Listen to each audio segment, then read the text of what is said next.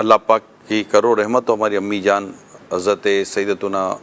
خدیجۃ الکبریٰ رضی اللہ تعالی عنہا پر سرکار دو جہاں صلی اللہ تعالی علیہ وسلم کی سب سے پہلے زوجیت میں آنے والے، یعنی کہ مسلمانوں کی ماں بننے کا جو شرف حاصل ہوا وہ سب سے پہلا شرف انہی کو حاصل ہوا۔ سبحان اللہ۔ نمبر 2، اعلان نبوت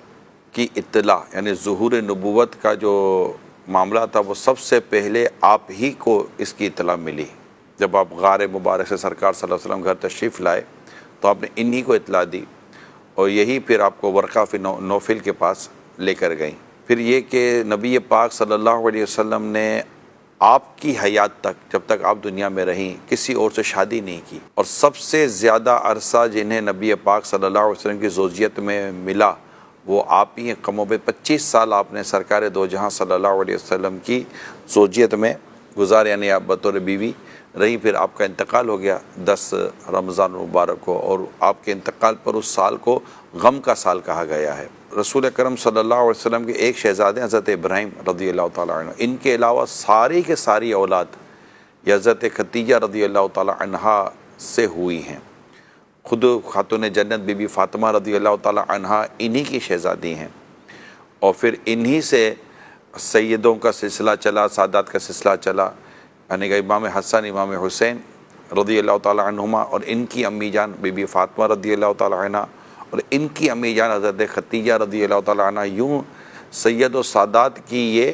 نانی کہلائے، نانی جان۔ واہ واہ واہ واہ، تو یہ بھی آپ کو ایک شرف حاصل ہوا۔ سبحان اللہ۔ پھر جب نماز کی بات ہم کرتے ہیں کہ اعلان نبوت کے بعد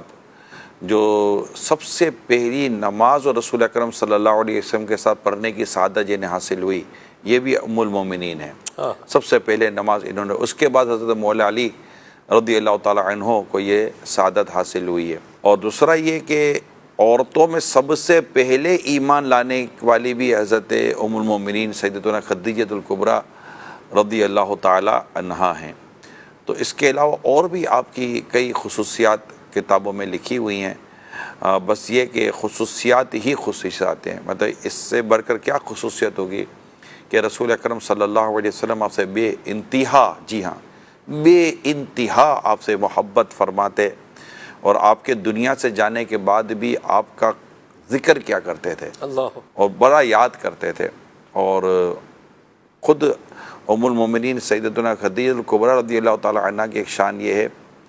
کہ آپ چونکہ بڑا سرمایہ دار آپ کا معاملہ تھا، اور ٹھیک ٹھاک مال و دولت آپ کے پاس تھی، اور آپ کا مال تجارت یہ دوسرے ملکوں میں جاتا تھا اور اس پہ کافی ٹھیک ٹھاک نفع ہوتا تھا،